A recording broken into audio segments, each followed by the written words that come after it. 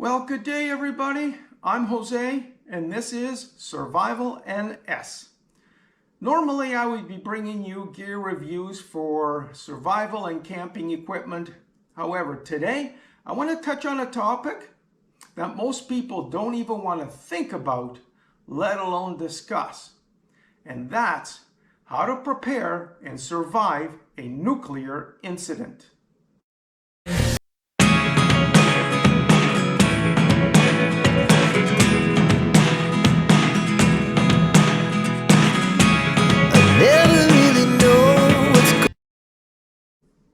Given the most recent geopolitical events taking place in Europe and Ukraine, with Russia placing their nuclear forces on high alert, and of course the most serious event of all, the attack on a nuclear power plant in Ukraine, which by the way is 10 times the size of the Chernobyl power plant. And of course, European countries stocking up on nuclear preparation items, distributing potassium iodide tablets to their population, Cold War bunkers being restocked with water, food, and other supplies. It's very important for us to also consider our own personal preparation for the unforeseen. As most of you have seen on the news or read online what's going on in Ukraine. Now, Ukraine has about a dozen or more nuclear power plants, and the thought of bombs falling indiscriminately all over Ukraine, the potential for a nuclear disaster is extremely high at the moment.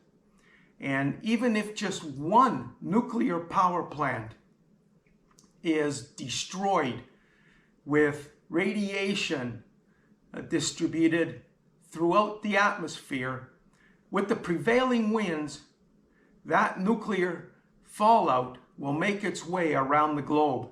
And that's a scary thought.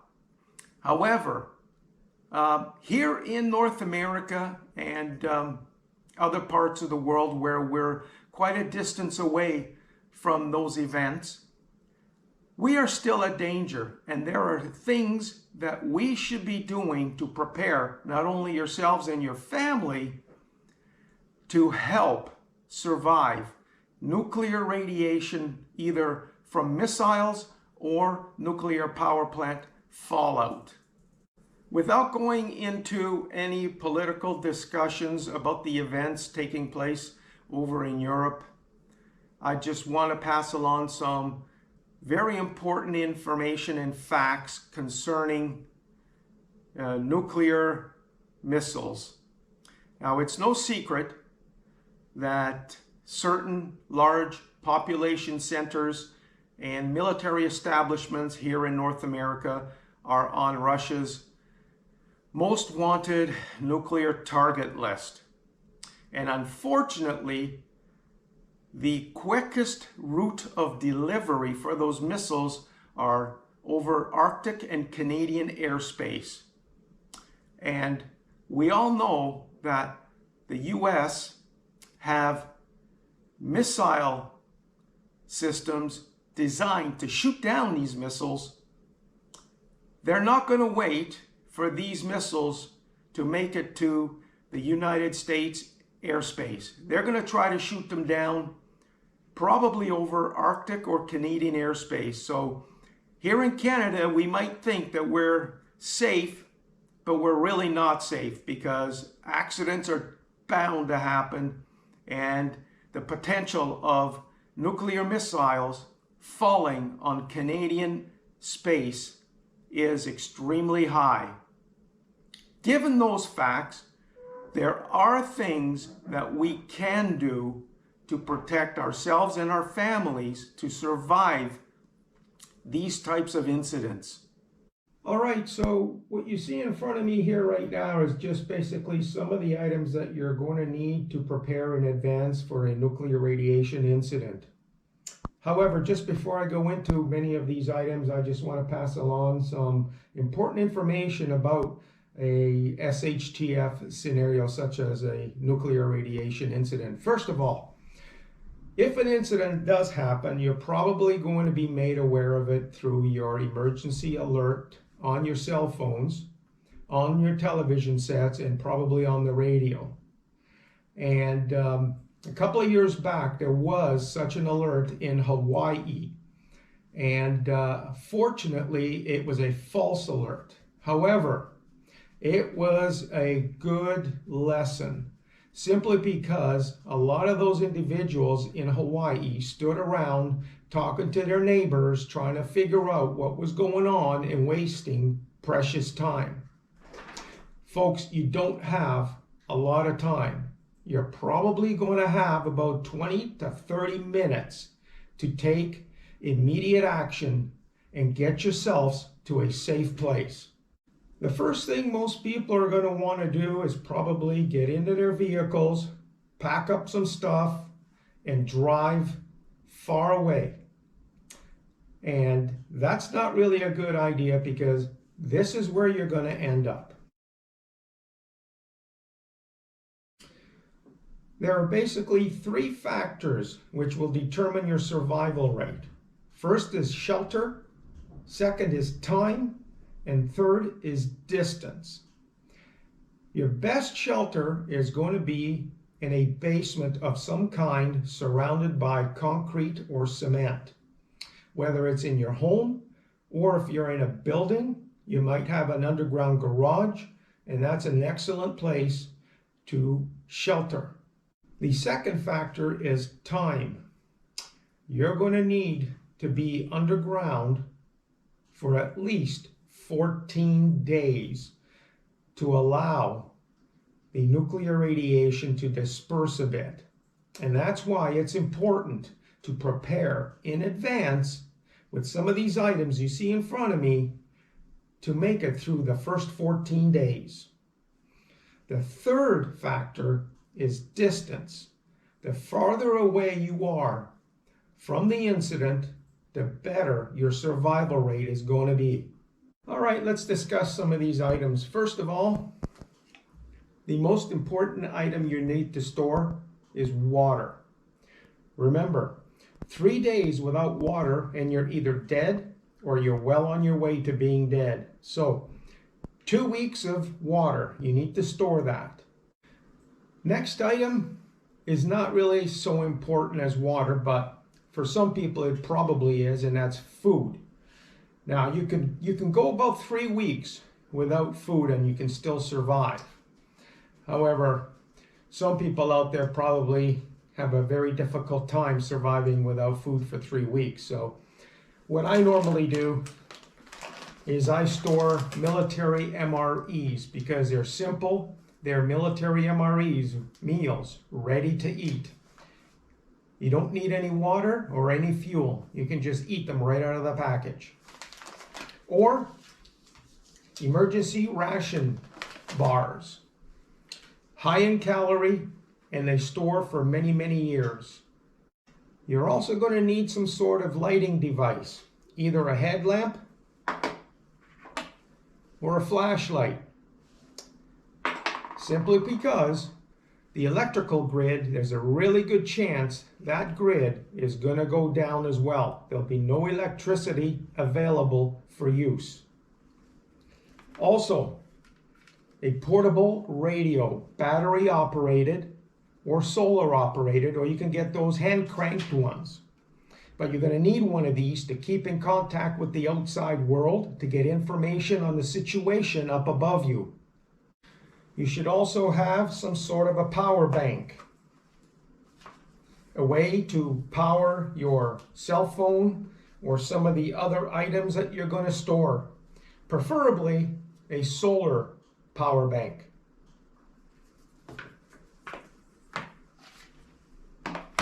You're also going to need a robust first aid kit. And in that first aid kit, it's up to you what you'd like to put in it. However, keep in mind, you're going to need your personal or your family's medications to be stored in there as well for the first 2 weeks. Eventually, you're going to have to make your way to the surface to collect supplies, food, water, and other clothing items, medications, and whatnot. So you're going to need some sort of protective clothing. These are going to come in handy. These are basically Tyvek's nuclear, biological, chemical suits that you can wear. These are just one and done. So once you've worn them, you need to throw them out. So you need several of these on hand. Plastic gloves. You're going to need plastic gloves as well. Things up top are going to be contaminated. Last thing you want to do is not wear gloves and contaminate your skin. And of course, you're going to need your N95 mask to go along with that. Once you've collected your items, you're going to have to make your way back underground. And you need to decontaminate. You need to take off your outer layers, put them in a plastic bag, and dispose of them. One thing that is really important is if you do have shower facilities is to shower once you get back underground. Least you can do is use wipes. If you don't have shower facilities, wipes will work just as well. You just need a lot of them. All right, let's get back to the water situation. Eventually you're going to run out of water and you're going to have to surface and collect water, whether it's from a pond, a river, or a lake. Good chances are that the city supply water is going to be well contaminated. Now, when you collect water after a radiation incident, you're going to need to somehow get rid of the nuclear contaminants on that water. And for that, you're going to need a radiological filter, which you can find on many prepper websites, and you can find them on Amazon. However, I've been looking at some of these sites, and these things are flying off the shelves at the moment. However, you can make your own filter for your water. First thing you got to remember is the contaminants are going to be on the surface of the water, and over time they're going to fall down to the bottom of the lake or river. So don't collect the water at the bottom of the lake or on the surface. Collect the water in between. It's the safest water. Next thing you're going to want to do is decontaminate that water. Like I said, radiological filters will work. However, they are scarce to find and they are very expensive. Now, I did mention you can probably build your own, and you're going to need a pail or a bucket. First thing you do is you drill a couple of holes in the bottom of the bucket. Then you're going to place 3 inches of gravel at the bottom. Place a towel on top of the gravel. Then you need 6 inches of earth. If you haven't prepared this in advance and you're out there doing it after the incident, collect the earth about 6 inches below the surface. Then you're going to need another towel on top of the earth, and then finally you're going to need 3 inches of gravel at the top. And all you do with the water you've collected is you pour it on the top, let it sink through all the layers until it reaches the bottom and it comes out of the bottom. And you collect that water. That water now is still not good for drinking. However, it should be free of radiation contaminants. You still need to purify it, either with purification tablets, or you can simply boil it, or use a Sawyer Mini water filtration system, which you can just drink straight out of the source, or a life straw will do the same. However, just remember, You still need to purify it after you've removed the contaminants. All right, let's talk about some preventative measures that you should be considering prior to a nuclear disaster. One of those preventative measures is having potassium iodide pills on hand in preparation for such a disaster.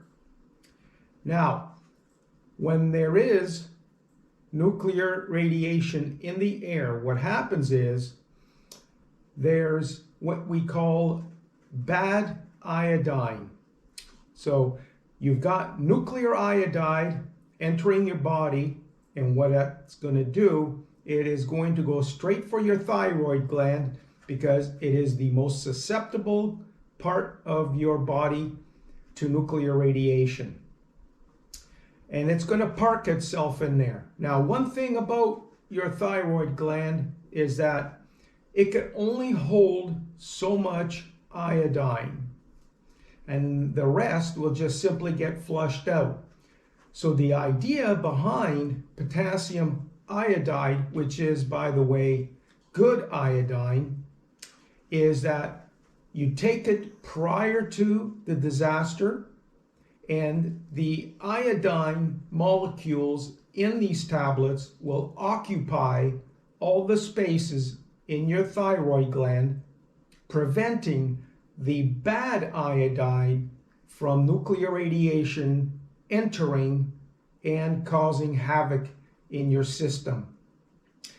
So what will happen then is the nuclear iodine will simply get flushed out your system through your urine. This is the reason why European countries are currently racing to distribute potassium iodide pills to their population. It's for fear of a nuclear disaster happening in the current situation in Europe. Another preventative measure that you should have on hand is apple pectin. Now, apple pectin basically does the same thing. It protects your thyroid gland. And what the pectin does is it bonds itself to the nuclear iodide molecules, and you flush it out through your system through your urine. And the reason why I keep it on hand is because I read an article recently about the Chernobyl nuclear incident, where scientists and healthcare professionals there figured out that giving apple pectin through capsules or apples themselves to the children that were affected by nuclear radiation there reduced the effects of nuclear radiation on their bodies by as much as 62%. One last preventative measure I'd like to talk about is a piece of equipment called a Geiger counter. And that's used to detect the level of radiation in your area. However, these things are extremely expensive, and they're also flying off the shelves these days. However, one thing I keep on my person all the time during incidents with radiation is a RAD triage dosimeter. And this is what it looks like.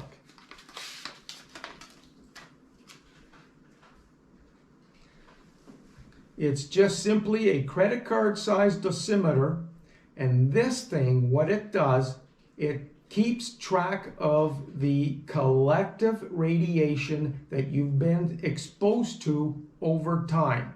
It won't tell you what the radiation level is in your local area, but it will keep track of the level of radiation you've been exposed to over time.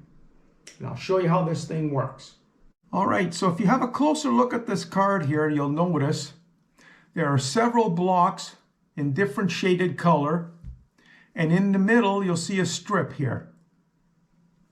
Now what that strip does is it collects the radiation in the air and tracks it over time for you. All right, so it doesn't let you know how much radiation is in your area. What it does is it lets you know how much accumulated radiation you've been exposed to. All right, so depending on the color of the strip in between here, you coincide that with the color of the squares, and it'll tell you in the square how much radiation you've been exposed to. Now, in a person's lifetime, you're talking about 250 rads of radiation that is safe for your body to be exposed to. Anything above that, depending on the levels, you will need to get treatment for. Now, over here on the side here, you'll see there are two blocks, a big one and a small one. The big one, when that block turns to the color of the little rectangular block, which is black, your card is expired. So when that box right there turns black, it's time to throw away the card and get yourself a new one. Now, you can get electronic dosimeters and carry around with you that will do exactly the same function as the card. However, one thing you need to keep in mind, if there has been a nuclear strike, there's a good chance that all electronics will be rendered useless unless you've kept them in a Faraday cage or a Faraday box. And that's why I prefer the dosimeter card to an electronic dosimeter, because you don't have to worry about electronics failing on you. This thing will work everywhere and anywhere.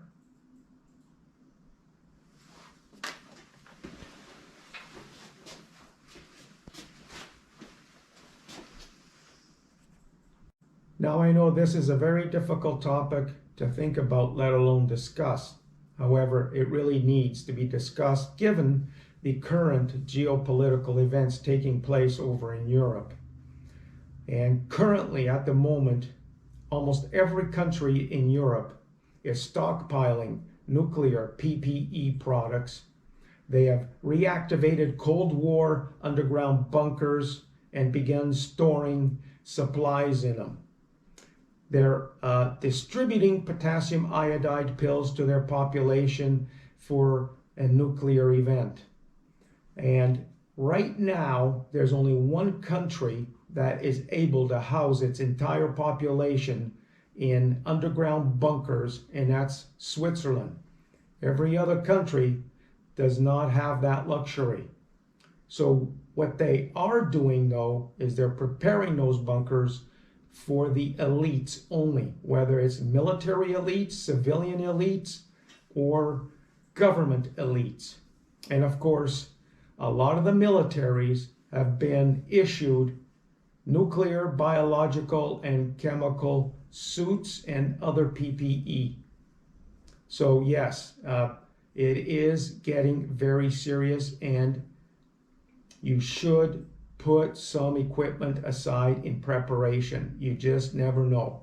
One thing that never fails for me to understand is everybody will get insurances for their vehicles, their homes, life insurance, and it doesn't take a lot of money to acquire all these items and have them on standby if you ever need them. So in closing, I just want to say I hope I never have to use any of these items in a nuclear disaster. However, as I always say, it's better to have it and not need it than to need it and not have it. All right, one last thing before I close out here.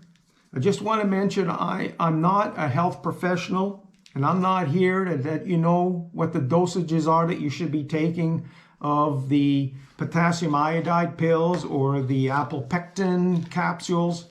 You'll have to consult your own physician for that, or follow the directions on the label. All right, folks, that concludes this episode on how to prepare and survive a nuclear disaster. Please leave your comments down below. I'll answer any questions you may have. And if you haven't hit the like or the subscribe button down below, please do so. Thanks for watching.